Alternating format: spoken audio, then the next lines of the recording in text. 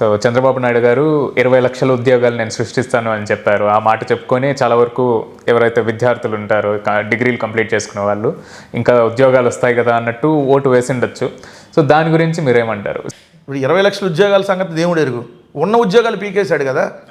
ఇప్పుడు వార్డు వాలంటీర్లు, గ్రామ వాలంటీర్లు ఆల్రెడీ 2,50,000 మంది జగన్మోహన్ రెడ్డి గారు ప్రభుత్వం ఉన్నప్పుడు నెల 5,000 రూపాయలు వాళ్ళ గౌరవ వేతనం కూడా ఇచ్చున్నారు. వాళ్ళందరినీ తీస్తాడు. ఏదైతే బేవరేజ్ కార్పొరేషన్ అంటే మద్యం దుకాణాల్లో పనిచేసే వాళ్ళందరినీ తీశాడు. అవుట్సోర్సింగ్లో చాలామందిని పీకేశాడు.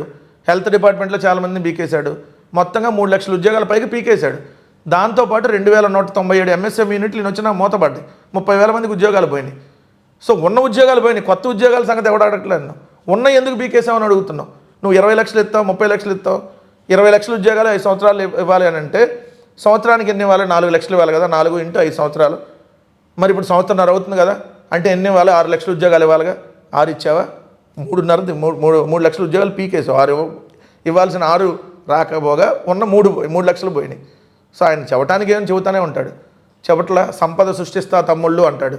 ఉన్న సంపద అంతా అమ్మేస్తూ ఉంటాడు. తమ్ముడు నేనుంటే కరోనా వచ్చేదా అంటాడు. నువ్వు కాదు ఎవడన్నా వచ్చేది వచ్చింది. కరోనాకి నీకు దానికి ముఖ్యమంత్రికి సంబంధం ఏముంటుంది? అట్లా చంద్రబాబు నాయుడు గారు ఏమంటారు? నేను ఉన్నప్పుడు అదేంటి ఉద్యోగ అవకాశాలు పుష్కలంగా కల్పిస్తాను అంటాడు.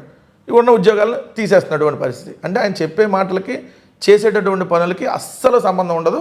ఆయన మాట చెప్పాడంటే అది చేయడని అర్థం. సో మనం క్లియర్గా ఉంది. జగన్మోహన్ రెడ్డి గారు చెప్పాడంటే చేస్తాడంటే అనేది ఆయన ట్యాగ్ లైన్. చంద్రబాబు నాయుడు గారు చెప్పాడంటే చేయడు. ఇది ఈయన ట్యాగ్ లైన్ చంద్రబాబు నాయుడు గారిది. సో సరిపోయింది వాళ్ళిద్దరికి.